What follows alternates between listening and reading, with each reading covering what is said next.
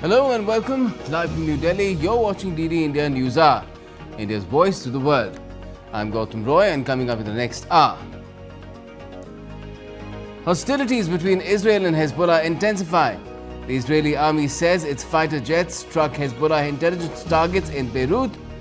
Israel's military urges residents of over 20 towns in southern Lebanon to evacuate their homes.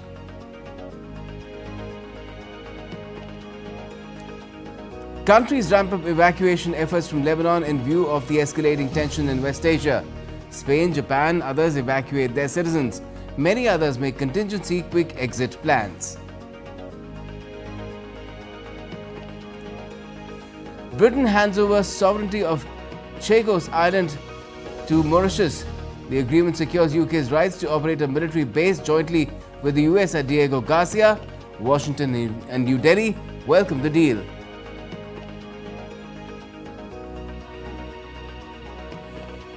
Industry leaders welcome the rollout of India's pilot project, PM Internship scheme for the youth. The project is to provide internship opportunities to 10 million youth in top 500 companies over the next 5 years. And India's cabinet approves PM Rashtra Krishi Vikas Yojana to promote sustainable agriculture and Krishnonati Yojana to achieve food security.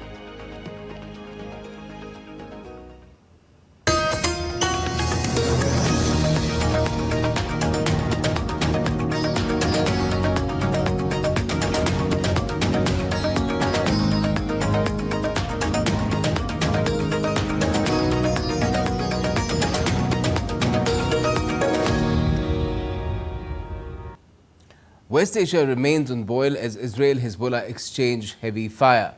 Israel's military has targeted Hezbollah's intelligence headquarters in the Lebanese capital as troops battled fighters near the southern border. Israel has also warned more people in southern Lebanon to evacuate their homes, including in the major city Nabatea, saying strikes will continue. Here's more. Tensions continue to escalate in West Asia as Israeli troops and Hezbollah fighters engage in tit-for-tat aerial strikes in southern Lebanon. As ground operations intensified, Israel targeted central Beirut, killing at least 9 and injuring over 14. Israeli military also targeted Hezbollah's intelligence headquarters in Beirut. We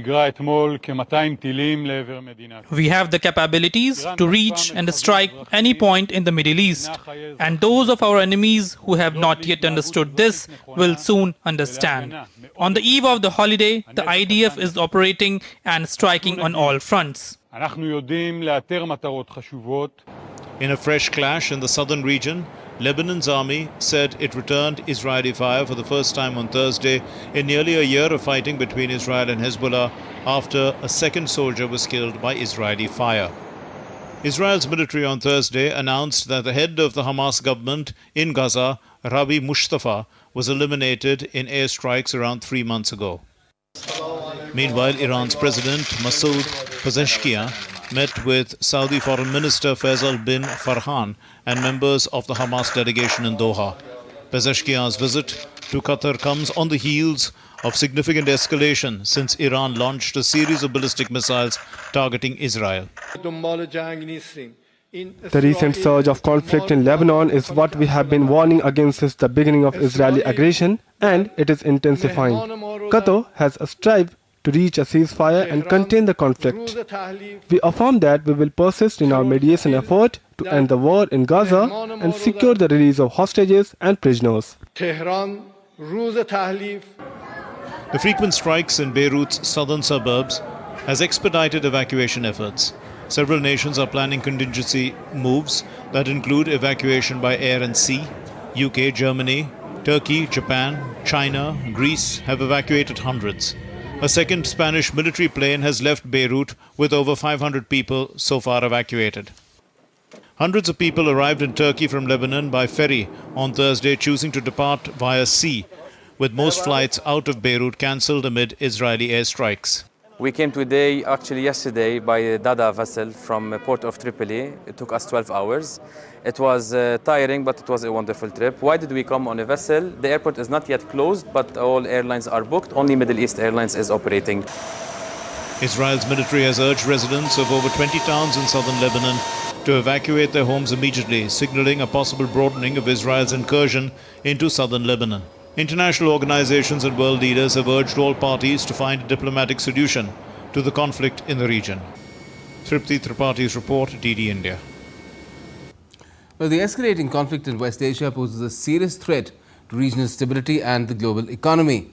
The Red Sea shipping route, vital for global trade and responsible for about 20% of the world's oil supply, is also increasingly at risk. With Brent crude nearing $75 per barrel and predictions of prices potentially soaring to $80 per barrel due to heightened tensions, the situation is dire. Investors are reacting, evidenced by declines in markets as uncertainty looms over oil production and trade dynamics. Syed Absarul Hassan has filed this report. The ongoing conflict in West Asia is escalating, threatening not only regional stability but also the global economy. Recent missiles attack by Iran on Israel have raised alarms about potential disruptions in vital shipping routes and oil supplies. As tensions flare in the region, the repercussions are being felt far beyond the immediate conflict zone. The Red Sea shipping route, a critical artery for global trade, faces increasing threats from military activities, especially following Iran's missile barrage against Israel. The route accounts for approximately 20% of world's oil supply, with 60% of India's crude oil needs passing through the Strait of Hormuz. Experts warn that any disruption on this route could send oil prices soaring. Oil prices have surged over 5% following the recent attacks, with Brent crude nearing $75 a barrel. Should tensions escalate further, analysts predict prices could spike to $80 or more, complicating recovery efforts for economies already grappling with inflation. Israel's threat to target Iran's oil production infrastructure, including gas and oil rigs, refineries and storage facilities, has heightened markets' concerns about international crude oil supply. There is now an uncertainty about where is the next target. Energy facilities, critical infrastructures could be the other target. Looking at where the prices will go, definitely it depends on where the destruction would be and how much oil is going to be taken off the market. But historically, we have seen that geopolitical factors, if the impact is not in a larger scale and could be mitigated, is not huge. Any increase in Darul Hassan reporting for DD India. And we'll be talking about this tenuous situation further later in the show with our expert guest. For the moment, we're moving on. But Mauritius will assume sovereignty over Chagos Islands after it reached a historical agreement with the United Kingdom to settle a decades-long dispute. Britain said on Thursday it would give up sovereignty of the Chagos Islands to Mauritius in a deal that would allow people displaced decades ago to return home, while London retains the use of the important UK-US military base on Diego Garcia, which is the largest island in the group of islands. Britain said that the operation of Diego Garcia, a strategic air base in the Indian Ocean jointly operated with the United States, was protected by the agreement, which also allows Mauritius to resettle the rest of the islands after its population was displaced. US President Joe Biden has welcomed the deal, saying it would secure the effective operation of the air base into the next century. And India has also welcomed the agreement between the United Kingdom and Mauritius on the return of Mauritian sovereignty over the Chagos Islands, including Diego Garcia. India's Ministry of External Affairs has said that, and I quote, "We welcome the agreement between the United Kingdom and Mauritius on the return of Mauritian sovereignty over the Chagos archipelago, including Diego Garcia. This significant understanding completes the decolonization of Mauritius. The resolution of the long-standing Chagos dispute after 2 years of negotiations in compliance with international law is a welcome development." The statement further said that India remains committed to working with Mauritius and other partners to strengthen maritime security and contribute to peace and prosperity in the Indian Ocean region.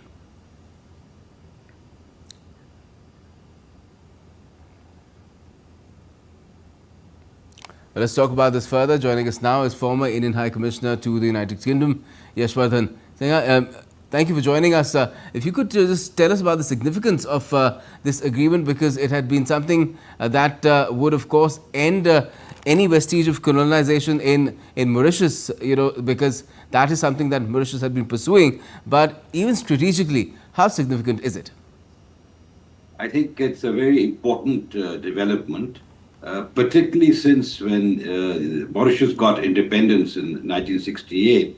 The Chagos Islands were earlier, 3 years ago, before the independence, basically hived off and made British overseas territory. And in the 70s, the Americans set up a base at Diego Garcia. And Mauritius has been fighting for sovereignty over this archipelago of 60 islands for a long time. In fact, if you recall, in 2017, the UN General Assembly requested for an advisory opinion from the International Court of Justice, which was given in 2019 in favor of Mauritius. And I think bilateral negotiations between the UK and Mauritius have now successfully concluded. And I think India has rightly welcomed this development, because the last vestiges of decolonization and in that region, especially as far as Mauritius is concerned, would be complete. Of course, there is also an agreement that the base would be allowed to be continued because it would be on a 99-year lease. But the sovereignty issue, which is the most important, and of course the displacement of the 1,500 people of Chagos, that has to be looked into more closely, because this has attracted attention of human rights activists and various international human rights organizations all over the world. Right. So the gain for Mauritius here is beyond notional in terms of being free of colonialism altogether. There is a monetary aspect to it as well, isn't it? Well, you see, the fact that it is going to be on a lease, I don't have the exact terms of the lease, but certainly the most important thing as far as Mauritius is concerned, that the UK has agreed to hand over the island in terms of the sovereignty of the islands to Mauritius. But that was a disputed point. And the UK was arguing in the ICJ and other international fora against Mauritius' claim. So I think this is a very good development. And as I said, one of the leftovers of a colonial era, which is now being resolved. And India has also had a role to play in this. It has been pursuing the case of Mauritius as well,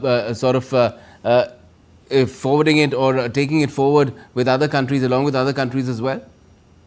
Well, you see, India is one of the leaders of the decolonization movement, if you remember. And I personally was a member of the UN Decolonization Committee, the C24, the turn of the century. And the Chagos Island was an agenda item. And but India has always been supportive of Mauritius in this regard. In the UN General Assembly, there have been votes where India has continuously supported Mauritius' claim on the Chagos Islands. And yet, I think because the UK is also a very important partner of India, we are particularly happy that this matter has reached finality in terms of at least the ownership of the islands. Mm-hmm. And what would it mean for the Indian Ocean region, which is a highly contested space, particularly because of the kind of attitude China's had, not just where the South and East China Seas are concerned, but the wider Indian Ocean region? Well, I think we stand for a free and open Indo-Pacific, the wider Indian and Pacific Oceans. So I think it's important that no country is allowed to sort of disrupt the international trade and security of the littoral states, etc. So I think it's important that there is also some balance as far as the great powers are concerned. I know that in the past we have opposed the presence of foreign troops and foreign bases in the Indian Ocean. But I think if you look at the overall security architecture now, you need to understand how the power play is taking place in this region. And I think the fact that the American base will be allowed to continue there is also a recognition of that reality. All right. Thank you, Yashwardhan Sinha, for joining us and talking about this significant development in our vicinity. And still to come on DD India News Hour. India says it rejects agenda-driven malicious US report on alleged abuse of religious minorities.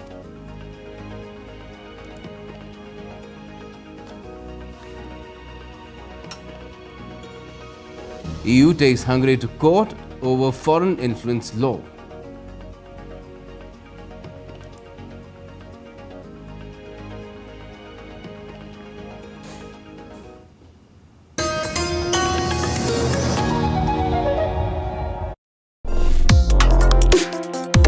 Complex issues, hidden agendas, twists and turns, strategic games.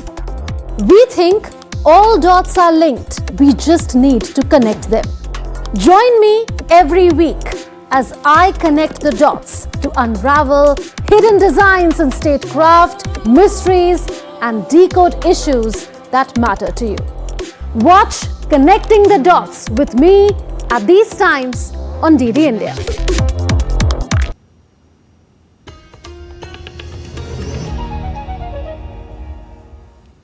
Welcome back. You're watching DD India News Hour. I'm Gautam Roy. The Indian government has launched the PM Internship scheme that aims to provide internship opportunities to 10 million youth in top 500 companies over the next 5 years.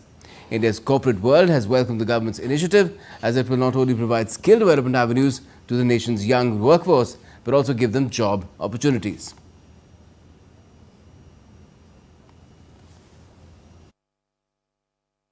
The Indian government launched a game-changing initiative, the PM Internship Scheme.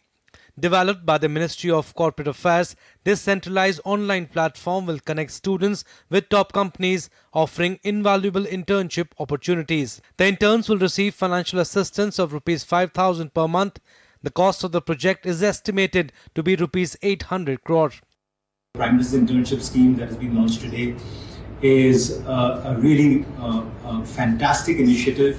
This will allow 1 crore young Indians, that's 10 million young Indians, to avail of this internship program, where they will get 50% of their training in the classroom and 50% on-hands training in industry, making them more employable, making them more ready for the workforce.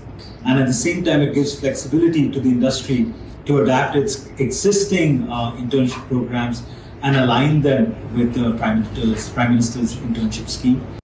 The interns will participate in a 12-month program, giving them in-depth exposure to various industries. The first phase will cover 500 companies, with plans to expand further after the pilot project's assessment. They will be integrated into a corporate environment, endowing them with practical, industry-relevant skills. This will promote skill development and enhancing their employability. It will build a future-ready workforce that can drive India's economy forward. The scheme will provide internship opportunities in 500 top companies to 1 crore youth in 5 years. It is aimed at enhancing youth employability and skills. The candidates must be between 21 and 24 years old. Beneficiaries to get 12 months exposure to real-life business environments. It will also experience varied professions and employment opportunities and provide internship allowance of Rs 5,000 per month. One-time assistance of Rs 6,000 to the youth will also be provided. The companies are expected to bear the training cost and 10% of the internship cost from their CSR funds. So far, 111 companies have sent internship proposals to the government. From October 3rd to 10th, companies can post their internship proposals on the portal. Applications for internship can be made on the portal from 12th to 25th October. The platform is accessible via www.pminternship.mca.gov.in, allowing companies to post internship opportunities. It's a great initiative which has the potential to provide the right skill set to so many youth, ultimately which improves their employability. Government is delighted to be part of this great initiative. The Prime Minister's internship scheme was announced in the budget 2024-25 with an aim to expose youth to a real-life business environment across varied professions. With inputs from Tapas Bhattacharya, Bureau Report, DD India. India has rejected a US report on religious minorities. In response to media queries regarding country update on India in the US Commission on International Religious Freedom report, India's Ministry of External Affairs has said that United States Commission on International Religious Freedom is a biased organization with a political agenda. It continues to misrepresent facts and peddles a motivated narrative about India. India has rejected the ministry's report that only serves to discredit USCIRF further. India has urged the Commission to desist from such agenda-driven efforts and advised them to utilize their time more productively on addressing human rights issues in the United States. The European Commission took Hungary to European Court of Justice on Thursday over laws passed by Budapest to curb foreign influence in the country, whereas critics said the decision aimed to silence government opponents. Spokespersons of European Court of Justice has said it considered its national law on the defense of sovereignty to be in breach of EU law.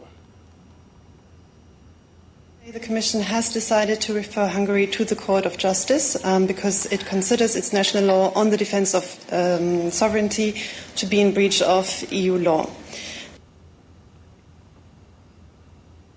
Hungary will vote against an EU proposal that seeks to impose tariffs on up to 45% on imports of electric vehicles made in China. Hungarian Foreign Minister Peter Szijjártó said on his Facebook page on Thursday that the plan is harmful and dangerous. The European Commission, which is conducting an anti-subsidy investigation into EVs made in China, has put its proposal for final tariffs to the EU's 27 member states for a vote expected on Friday.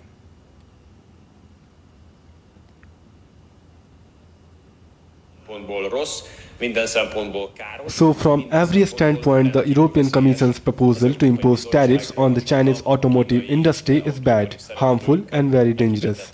For this reason, Hungary is taking a firm position and will vote no tomorrow to this proposal. On his first foreign visit, newly appointed NATO Secretary General Mark Rutte held a joint press conference with Ukrainian President Volodymyr Zelensky in Kyiv on Thursday. Zelensky discussed the battlefield situation and Ukraine's victory plan with the NATO chief. Pledging continued support for Kyiv, Rutte vowed to help shore up Western support for Ukraine. He also assured NATO's commitment to making Ukraine its member.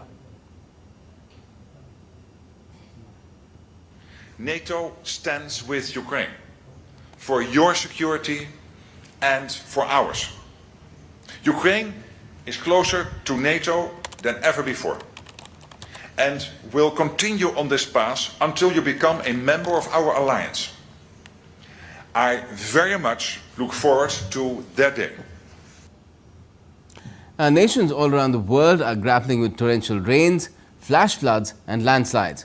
On Thursday, Typhoon Krathon slammed into southwestern Taiwan and killed 2 people. On the other hand, President and Vice President of the United States visited the southeast United States region to assess the damage wrought by Hurricane Helene. More in this report. Strong winds blow away store equipments as weekend typhoon Krathon slammed into Taiwan's southwestern coast on Thursday.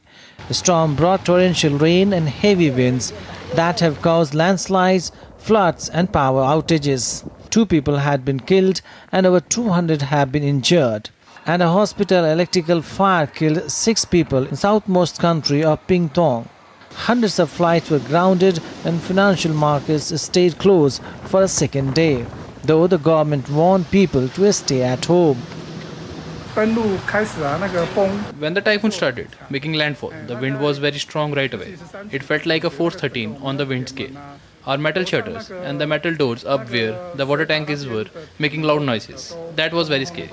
In the beginning, the rain wasn't that strong and hadn't started to flood in, but around noon, the rains got very strong and the wind as well. Meanwhile, in Mexico, tropical storm John wreaked havoc on the beach store of Acapulco, leaving homes, businesses and roads in ruins. Last week, Hurricane John dumped massive amounts of rain over Mexico's Pacific coast, causing mudslides and 22 deaths. 6 days after Hurricane Helene slammed into Florida, it carved a destructive path through much of the U.S. southeast, killing more than 160 people. United States President Joe Biden visited South Carolina and Vice President Kamala Harris visited Georgia to assess damage. In a moment like this, we put politics aside. At least we should put it all aside, and we have here. There are no Democrats or Republicans, there are only Americans. And our job is to help as many people as we can, as quickly as we can, and as thoroughly as we can. The President and I have been paying close attention from the beginning to what we need to do to make sure the federal resources hit the ground as quickly as possible. And that includes what was necessary to make sure that we provided direct federal assistance. Later on, Vice President Harris met the government officials and first respondent at the Emergency Operations Center, assuring all the resources. In the Himalayan state of Nepal, the death toll from the recent floods and landslides has reached 233, while 22 is still missing.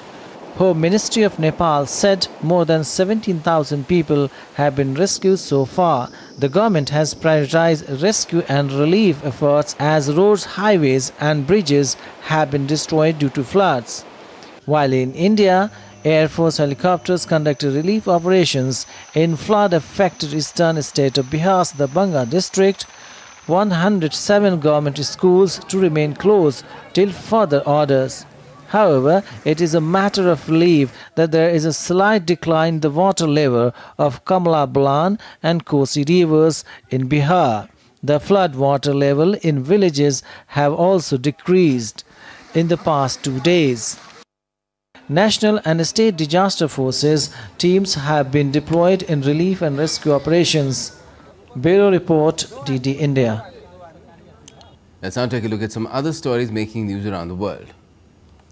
In a tragic accident, at least 9 people have reportedly been killed after a fire tore through a hospital in southern Taiwan. The incident took place when the health ministry was evacuating patients due to Typhoon Krathon.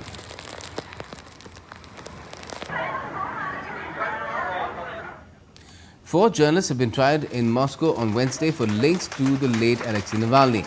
The journalists were accused of involvement with an extremist group linked to the late dissident. If convicted, they may get 6 years in prison for each of them.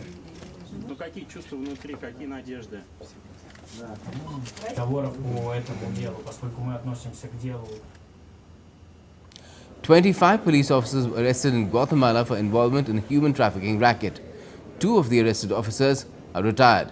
Nearly 10,000 migrants are believed to have been exploited by this alleged network.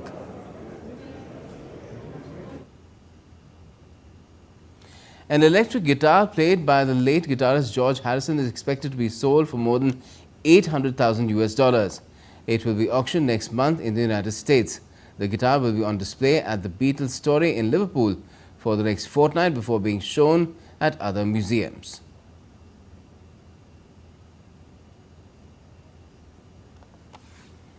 And still to come on DD India News Hour. We'll be speaking with our expert guests about the tenuous and expanding conflict in West Asia, with Israel now going all out against the Hezbollah in Lebanon.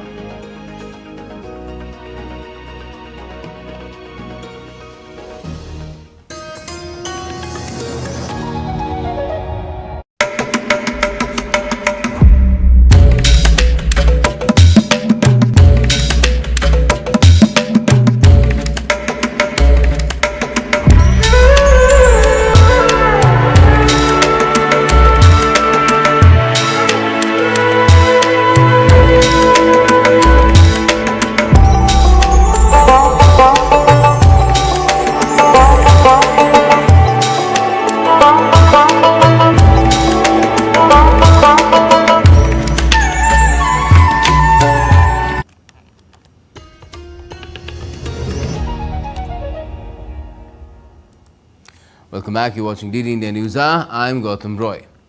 Now, the situation is extremely tenuous in West Asia. Israel, for now, seems to be concentrating on neutralizing the Hezbollah in Lebanon after having dealt with the Hamas to a large extent in Gaza. But at the same time, a sense of foreboding also hangs in the air about how will Israel respond to Iran's missile onslaught, which took place just 2 days ago.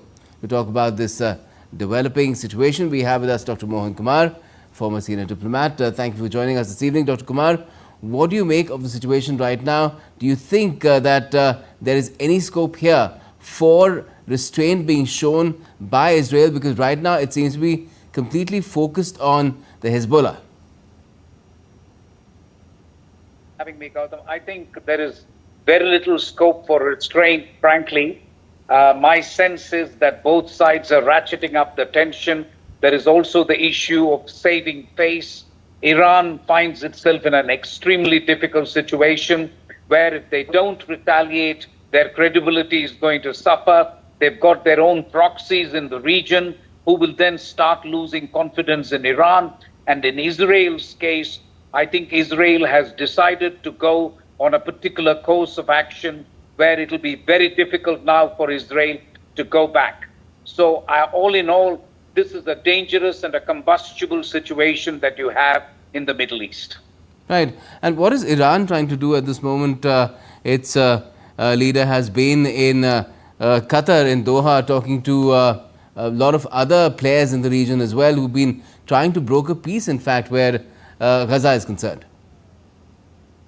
I thought I would never be able to say this on a television channel, but Iran to me seems like the party which really now wants de-escalation, not Israel, to be honest with you. I thought that Iran is the country which actually would like escalation, but it seems to me Iran wants now to step back and see whether a solution can be found, because it is extremely vulnerable today, Iran. It finds itself backed into a corner. If it acts, it's damned if it does, it's damned if it doesn't. And that is the situation in which Iran finds itself. For Israel, this is a moment in which it finds there is an opportunity to re-establish and rebuild an order in the Middle East to its liking. And that's really the problem. Because Israel senses there is an opening here. Israel feels Iran is at its weakest point and that it must exploit this situation to reorder the Middle East or West Asia to its liking. So if you ask me at this point, Iran probably seeks a de-escalation much more than Israel. But will that happen? Will Israel hold back? Because it is not, for the moment, it's not since the first when those rockets were fired, the drones were fired, about 200 of them. It hasn't really directly hit Iran. You've had the US coming and saying that you can't hit their nuclear sites. And that is again a very, very sensitive matter. And again, a hugely escalated move if Israel happens to do that. Do you think Israel will show the kind of restraint that the world is expecting from it? The honest answer to your question is probably not, because the US's leverage with Israel seems to be declining by the day. I don't think the United States has much leverage with Israel at this point. Israel itself has the leader who's actually struggling for political survival. And Israel's leader, Netanyahu, it is in his interest that Israel wins this war. The trouble is how you define victory. But I think at this point, therefore, to expect Israel to step back and say we want peace in the region is not going to happen that easily. And that is why I say this is a situation where if there is one party which seeks de-escalation more than Israel, it is actually Iran. Is it only because of Netanyahu and his rule that you say that the US has lost leverage with Israel, or is it also because of the domestic situation in the US where effectively Joe Biden is a lame duck president? He'll only be around till January at the most, and then you'll have a new person in office who will either be Donald Trump or Kamala Harris. No, you are spot on. it's not just because of Netanyahu. That's the big part of the reason. But really, the other part of the reason, you're absolutely right, is that the US is bang in the middle of an election season. While Joe Biden is a lame duck president, Joe Biden also wants to ensure that Kamala Harris's chances don't get jeopardized. And US support to Israel is actually something that is a vote winner in the US election. Kamala Harris cannot be seen to be part of an administration which lets go of Israel or which lets down Israel. So that is the other part of the problem. Joe Biden himself has no future. He's lame duck. But the problem is Joe Biden has to make sure that he doesn't put Kamala Harris at a severe disadvantage. So that seems to be the real problem. So you're quite right. There is an American political problem and there is an Israel domestic political problem. The combination of these two things will make Israel not to step back and actually seek escalation. That is the problem as I see it in the Middle East. And how ironic is the situation that every country is saying that there should be peace, everyone should show restraint, sit down and have talks, and at the same time, a lot of them are, well, either taking their citizens out of Lebanon for the moment, pretty soon it might be Iran as well, and the others are putting plans in place. So there is a bit of diplomatic speak or double speak involved, to be absolutely honest with you. Countries will have to say that they seek peace and they seek de-escalation, particularly when there are so many casualties on the ground. But I can tell you, based on my experience, there will be quite a few people who will be quite thrilled in both Israel and United States if Hezbollah is brought to heel and if Iran is brought to heel. Let me assure you, there are enough people in both United States and Israel who want to teach Iran a lesson, who want to teach Hezbollah a lesson, and who want revenge for what has happened on October 7 in Israel. The idea is that that nobody dares invade Israel the way Israel was attacked on October 7. So I think what you are seeing is also a fair bit of double speak, a fair bit of diplomatic speak, where everybody says, yes, we want peace, but they are not going to do anything meaningful to stop Israel from attacking Iran. Yeah, probably it's also a case of pray for the best and prepare for the worst. But how tough is a situation like this for a country like ours, India? We have friends. We are friends with Israel and America. We are also friends with Iran. And we, of course, condemn any act of terror as well and terrorist organizations. But again, the humanitarian crisis is confronting the world, and India also has citizens in Lebanon. Two significant and specific dangers, if I may, for India. One is if there is a conflagration of the situation and the war spreads to Middle East, we have 8 million people just in the Gulf cooperation countries. And as you say, we have also a fair number of Indians in Lebanon. And we have a fair number of Indians in Israel as well. Yes. So that will be a problem. The second important problem is a spike in oil prices. So far, the oil prices have remained fairly stable. And ironically, they have reduced a little bit because of Saudi actions. But if there is a wider conflagration in the Middle East, then oil prices will spike upwards. And if that happens, that I think will have a much more deleterious effect on India's economy. And that to me is the biggest danger for India. All right. But let's hope that things don't really get to that level where it becomes really tough for everyone. High oil prices hurt everyone. India, of course, is no stranger to that. But let's hope that things sort of, in some ways, do not descend to that sort of a level. Thanks a lot for joining for the moment, Ambassador Kumar. Now, wetlands are called the kidneys of the landscape and provide a rich food chain which makes them a biological supermarket. They purify water, protect shorelines and recharge groundwater. However, 35% of the world's wetlands are lost in the last 50 years, and we need to take steps to protect them as well. The 12th CMS Vatavaran International Film Festival on Environment and Wildlife takes stock and celebrates wetlands for our common future. DD India's Anil Thomas has the details. The first week of October is celebrated as the World Wildlife Week. Wildlife and wetlands are two sides of the same coin. The 12th CMS Vatavaran International Film Festival and Forum on Environment and Wildlife with the theme Wetlands for Life deliberates on celebrating wetland for a common future. We are also celebrating Wildlife Week. So this coincidence is valuable because wetlands are not only connected to us, but wetlands are connected to the wildlife.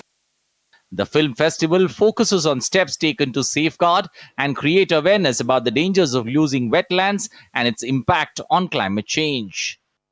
35% of the world's wetlands have been lost in the last 50 years. India's wetlands too are under significant pressure from the human activities. Yet these obstacles can be overcome. Together as a nation, we have the power and responsibility to rise to the occasion. The festival was launched on World Wetlands Day in February this year in Madhya Pradesh, followed by events in Lucknow and Shimla. The finale in Delhi has over 2,705 participants. In the 12th edition, we got 800 films from 70 countries and 21 states of India. All these films were reviewed in a three-tier process. First process was done by CMS, and the second, 60 were shortlisted and given to the nomination. And the nominated films were then again given to another panel of experts who looked at and gave some awards. All the nominated films will be shown at the festival. Wetlands are more than just swamps. They are vibrant ecosystem that support diverse life and livelihoods. I'm very happy with the progress, especially this project is one of our long-standing cooperation. It's part of the Green and Sustainable Development Partnership between India and Germany, and this is extremely important for us. A painting competition was held alongside the film festival. School children and youth participate to gain real-life experience. The idea behind is just to sensitize the students towards the environment, towards the wetland, forest, like how can we conserve our forests, because they have chapters related to forests, related to climate change, and how can we find out the solutions for the same. India is home to over 7,57,000 diverse wetlands covering 15.3 million hectares. This Wetlands for Life festival showcases remarkable films and discussions on Indian wetlands, highlighting their biodiversity, ecosystem services, and conservation efforts. Anil Thomas, DD India, New Delhi. And still to come on DD India News are devotees throng temples across India, marking the first day of the 9-night Hindu festival Navratri.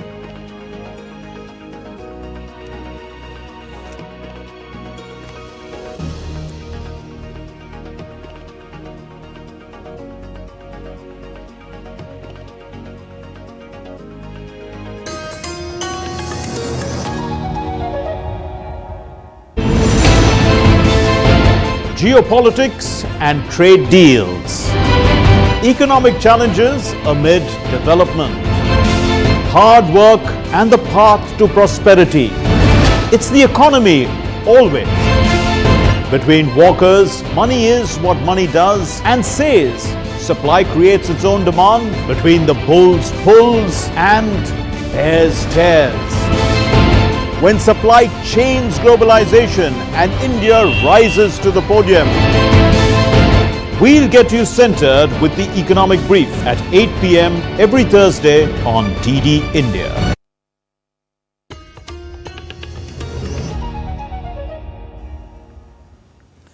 Welcome back. You're watching DD India News Hour. I'm Gautam Roy. Well, India and the UAE on Thursday explored opportunities in AI-driven innovation within media and film industry. The chairperson of the UAE National Media Office and the UAE Media Council, Abdullah bin Mohammed bin Butti Al Hamid, during his visit to India, met film directors and board members of DNEG, world-leading visual entertainment company in Mumbai. With a commitment to cultivate international partnerships, he emphasized the UAE's openness to collaboration in this rapidly evolving entertainment field. The visit reflects UAE's ambitious strategy to increase investments in AI and its applications in media and film to solidify its position as an innovative destination in the world of advanced media technologies. The 6th Annual Future Food Forum entered its second and final day today, continuing to draw key industry stakeholders, government officials and academia of Dubai. The event, which opened on the 2nd of October under the theme Future Consumer, Future Government and Future Food, has already sparked vigorous discussions on sustainability and innovation within the food sector. Plant-based meats have emerged as a central topic of conversation, not only in Future Food and the earlier concluded Gulf Food Green as well, with several panels exploring their role in the race towards sustainability and health. These innovative food products designed to mimic the taste, texture and nutritional profile of conventional meat are made from various plant sources such as soy, peas, wheat and mushrooms.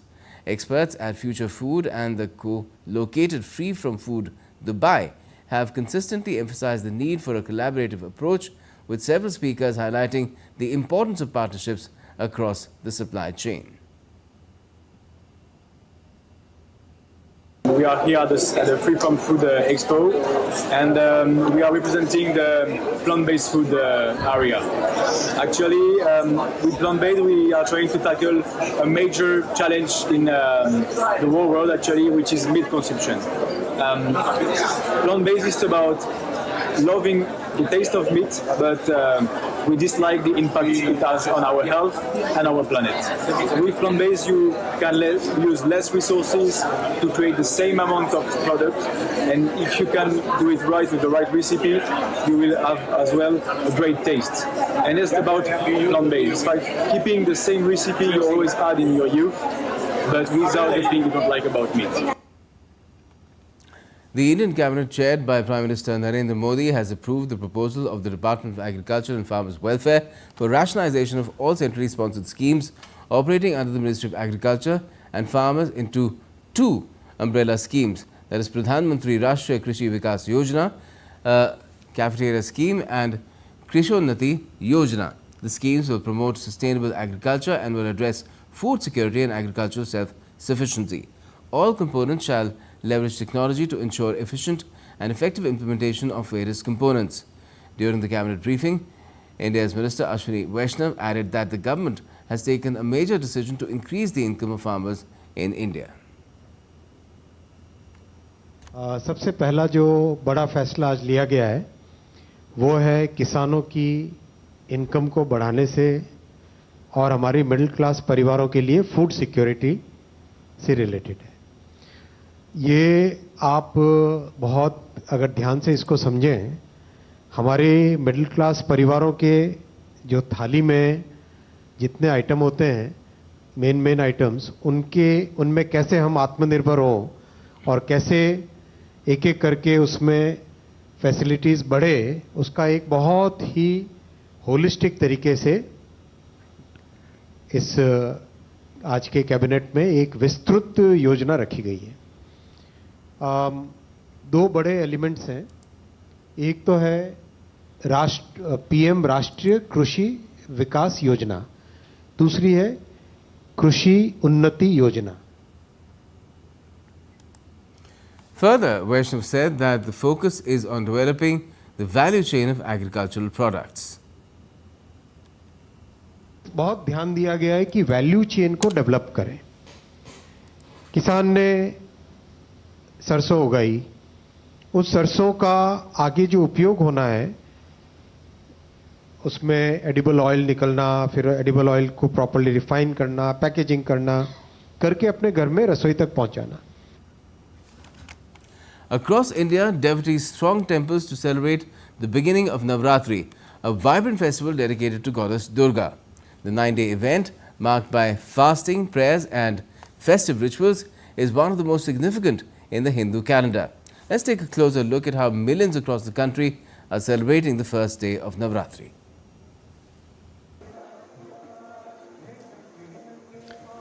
Devotees across India thronged temples on Thursday to celebrate the first day of Navratri, a 9-night festival dedicated to goddess Durga. Temples are adorned for the occasion as worshippers stood in long queues, chanting hymns and offering prayers to seek the goddess's blessings. Millions of Hindus fast and pray during this time, showing their devotion to goddess Durga. India's Prime Minister Narendra Modi extended wishes on the auspicious occasion of Navratri. Taking to X, PM Modi wrote, "I wish all my countrymen a very happy Navratri. May this holy festival dedicated to Shakti Vandana prove to be auspicious for everyone. Jai Mata Di." Navratri literally translates to 9 nights and it begins the day after Amavasya, the new moon. People come together during Navratri to celebrate Durga, the mother goddess who carries lots of weapons in her arms. Durga is best known for killing an evil demon in a battle which lasted 9 days and nights, and that is why the festival lasts for 9 days and nights as well. Each day is represented by a different color which symbolizes one of her distinct characteristics or traits. The festival ends with what's known as the Sera, which is the celebration of good over evil. Navratri is celebrated in various ways across India. In northern India, Kanjak or Kanya Puja is performed on the 8th or 9th day, honoring 9 young girls as forms of Devi Durga. Western India comes alive with the Garba and Dandiya Ras dances. In eastern India, the last 5 days are observed as Durga Puja, a grand festival in its own right. Meanwhile, in South India, Navratri features the Kolu, a display of dolls and figurines arranged in steps, often carrying religious or social messages. As Navratri continues, each day brings unique rituals and celebrations across regions, uniting people in devotion to Goddess Durga. From prayers to festive dances, the spirit of Navratri shines bright, culminating in the joyous celebration of the Sera. Bureau Report, DD India.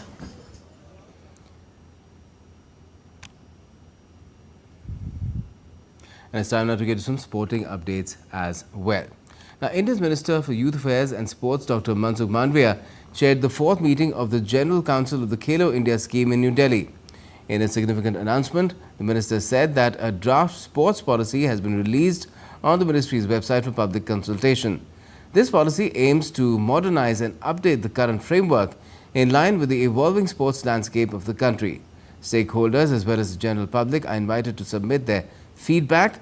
Once finalized, this policy will also serve as a model for states that have yet to establish their own sports policies. The minister also announced the creation of a dedicated portal on sports recruitment.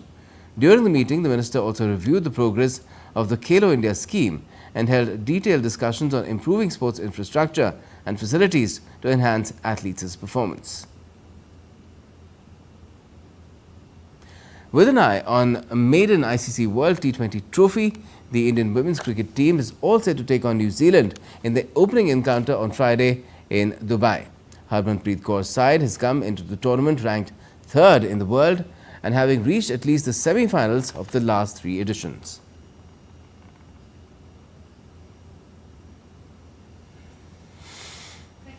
With an eye on maiden World T20 trophy, Indian women's cricket team is all set for the 9th edition of the ICC T20 World Cup starting on October 3 in UAE.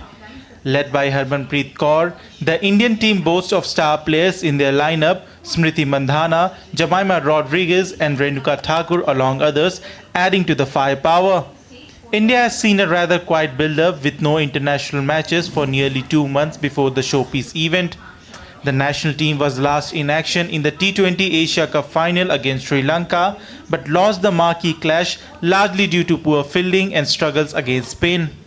India arrived at its 15-member squad after months of significant tinkering. This involved workload management, motivated rotations, and trial and error with players of promise based on current form. The major problem for Indian women's team is that they have been unable to cross the final hurdle, be it the 2017 50-over World Cup or 2020 T20 World Cup final or 2022 Commonwealth Games final.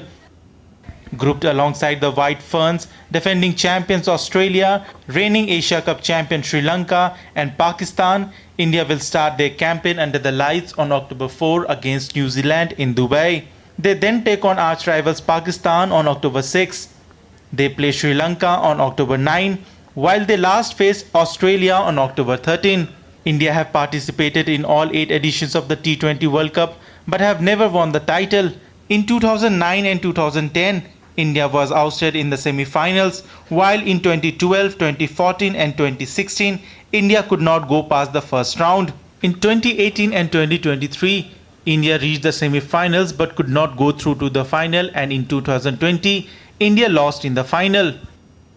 The women in blue have been among the better teams in recent times, but they are yet to lay their hands on the trophy. With tough competition ahead of them, India is set to go for glory and would want to clinch their maiden World Cup title. The wound of their semi-final exit in the 2023 edition is still fresh, and this year's tournament presents the perfect opportunity for retribution. If India can maintain composure and execute their plans effectively, this could finally be their year to lift the coveted T20 World Cup trophy. Sports Desk, DD India. And that's all in this edition of DD India News Hour, but let us know your thoughts on the news of the day. And for those on the go, you can get all the latest news and updates from India and across the world on the DD India mobile app. It's available on both Android and iOS. You can scan the QR code on the screen and download the app right away. And we'll be back with more news as it breaks here on DD India. I'm Gautam Roy, and from all of us here in Delhi, thanks for watching DD India News Hour.